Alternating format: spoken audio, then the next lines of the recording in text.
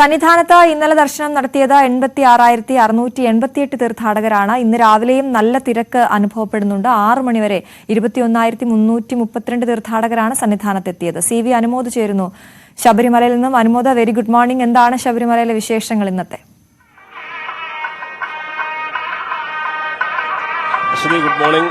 ശബരിമലയിൽ കഴിഞ്ഞ ദിവസം നമ്മൾ കണ്ടത് മഴയെ വകവയ്ക്കാതെ ഉള്ള തീർത്ഥാടക പ്രവാഹമാണ്.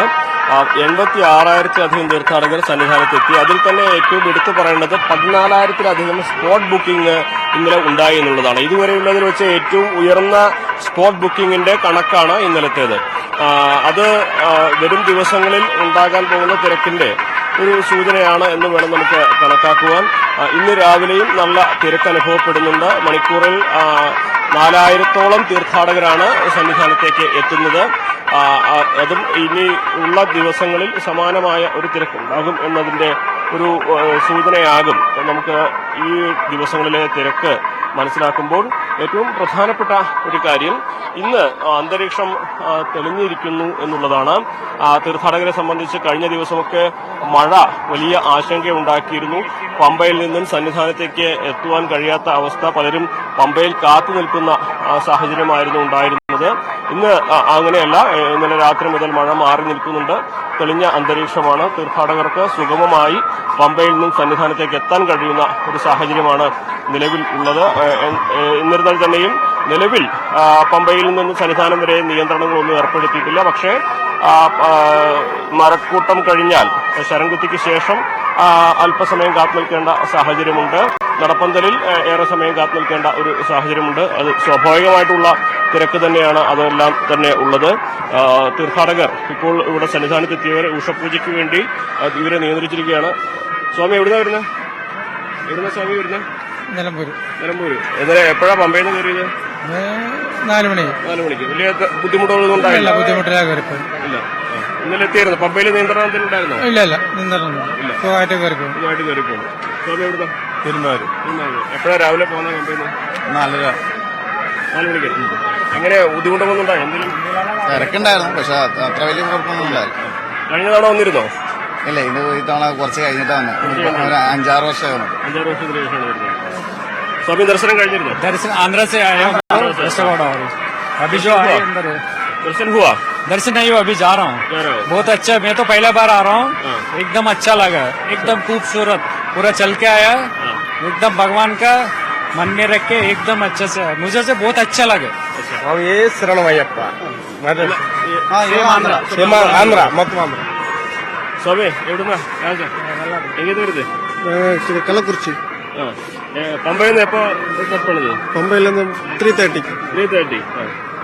மலையப்புறம் இருக்கா? ஏதாவது ரஷ் எப்படி இருக்குது? ரஷ் கூட்டம் கொஞ்சம் அதிகமா தான் இருக்கு. எல்லாமே சூப்பரா இருக்கு. எல்லாமே சூப்பரா இருக்கு. சுவாமி எവിടുന്നാ? மோகன்ராஜ். பேரு மோகன்ராஜ். எங்கேருந்து வருது?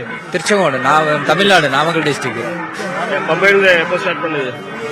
காலையில தாங்க ஸ்டார்ட் பண்ணோம். காலைல 3 மணிக்கு ஸ்டார்ட் பண்ணோம். 3 மணிக்கு ஆரம்பிச்சோம். இப்போ எல்லாமே ஸ்மூத்தா இருக்கு. நல்லா இருக்குங்க. போன வருஷத்தோட இந்த வருஷம் நல்லா இருக்குது. போன வருஷம் எப்படி இருந்து இப்படி கூட்டம் நெரிசல்ல மாடிட்டு ரொம்ப தவிச்சோம். இந்த வருஷம் பரவாயில்ல, நல்லா இருக்கு. எல்லாமே நல்லா இருக்கு. நல்லா இருக்குது. இப்ப நல்லா இருக்குது. நீட்டா பண்ணிருக்காங்க. அதுக்கு ஏற்பாடு பண்ணிருக்காங்க. குழந்தைங்களுக்கு தனி வரிசை எல்லாமே கொடுத்துருக்காங்க.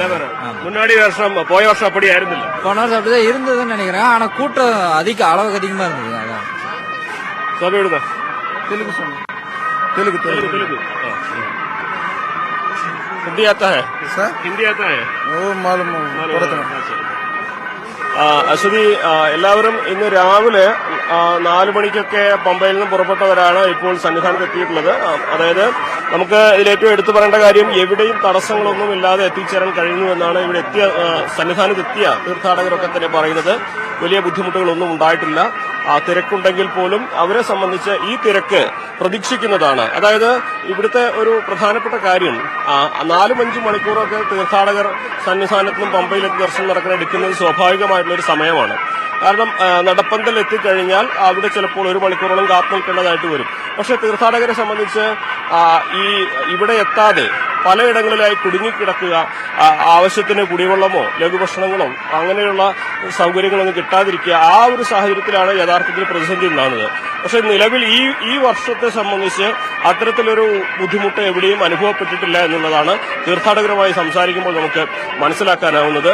നമ്മളിപ്പോൾ കാണുന്നത് 18-ാം പടിയിലെ കാഴ്ചകളാണ്. 18-ാം പടിയിലും സാമാന്യം നല്ല വേഗത്തിൽ തന്നെയാണ് തീർത്ഥാടകരെ മുകളിലേക്ക് കയറ്റുന്നത്.